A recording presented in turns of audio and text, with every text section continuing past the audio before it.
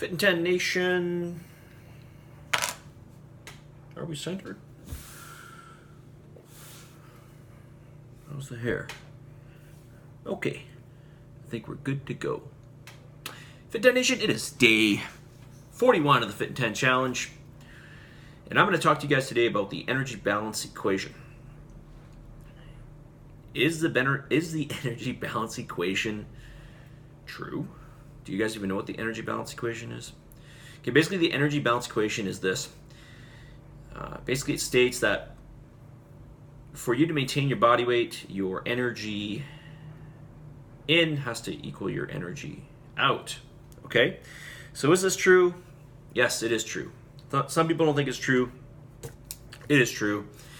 But it's a little more complicated than that. But I'm going to make this as simple as possible and run through this and give you the takeaways for keeping fat off and making your body as energy inefficient as possible, right? We want to be energy inefficient if we want to stay lean, okay? If you want to put on body fat, then you don't have to really care about this. But I'm assuming most people, if not all of you, want to stay relatively lean. All right, so here we go. Here are the 4 things that make up your energy output. So you got your basal metabolic rate, okay? This is essentially the energy that it takes to, keep your organs functioning, your brain working, essentially to keep the lights on, okay? Then you've got your non-exercise activity thermogenesis. This is the amount of energy that you expend just doing daily activities. Walking around, brushing your teeth, feeding the dog, making food, cleaning, whatever, something. All right? And then you've got your exercise activity. So this is the amount of energy you expend when you do exercise. And then you've got the thermic effect of food. So when you eat food, it takes energy to break that down. And I think I mentioned to you guys that, carbohydrates and fats and protein each have different thermic effect, right? What foods have the highest, or what type of food has the highest thermic, which macronutrient has the highest thermic effect? Do you know which one that is? Do you remember? If you don't, it's protein, okay? Okay, and actually a certain kind of carbohydrate, fiber. Okay, so fiber and protein make up 30% of the, when you eat carbohydrates, when you eat fiber and you eat protein, well, 30% of the energy in there goes towards digesting the food. Okay, now what about energy? What about energy in? Where does energy in come from? Well, that one's pretty easy, right? It's just from your food intake, okay?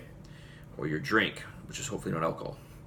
All right, so if you get these two match up, then you're going to maintain your body weight. Obviously, if you get more energy out, you're going to lose body weight. If you get more energy in, you're going to gain body weight.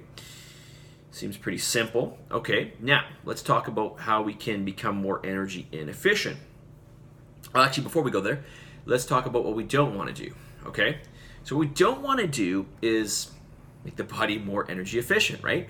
So one way to prevent this is to make small deficits in your calories. This is one reason why I have you guys go high calories.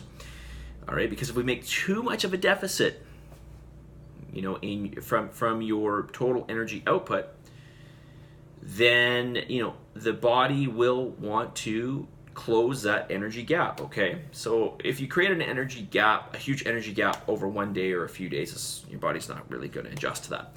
But if you do it over a long period of time, the body's going to want to close that energy gap. Okay, now of course you are going to lose body fat if you create a large energy gap. And so over time, you're going to lose weight. So naturally, your energy output will become lower. That is, your basal metabolic rate will lessen.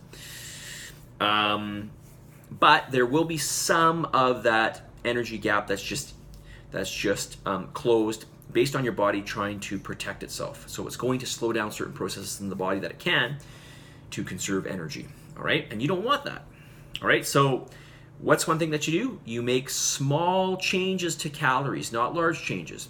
You don't make large deficits to your calories, okay? This is why I give you guys lots of food, and this is why I make small changes, all right? So that's one thing. 2, you do the exercise that makes you the most energy inefficient. So what is that? That is weight training, essentially, okay? Building muscle mass is teaching your body to be more energy inefficient. That's because muscle mass is it is very energetically inefficient. It takes a lot of energy to maintain muscle mass, okay? And secondly, you do interval-based cardiovascular work. So, this is what's going to create more EPOC, right? More of that access post-exercise oxygen consumption, which is a fancy term for the body utilizing more energy once the activity is finished and you walk away. Okay? So that's what you do. You want to make the body as energy inefficient as possible. So, I want you to keep this in mind. Now, with food, you want to make sure that you're getting, essentially, ideally, protein and fiber multiple times a day, right? So, those have about a 30%, like I mentioned earlier, about a 30% thermic effect. Okay, carbohydrates have about 8% thermic effect, and then fat has about 2 to 3% thermic effect. Okay. All right, so there you go. That is the energy balance equation in a nutshell. All right, so remember, you want to keep the things in that make your body as energy efficient as possible. Remember, if you do steady state cardio, that's going to teach your body to be more energy efficient. Okay, so let me give you an example. If you run, let's say you run, I don't know, 10 miles a day, and you do that under the same amount of time, so you're going the same speed.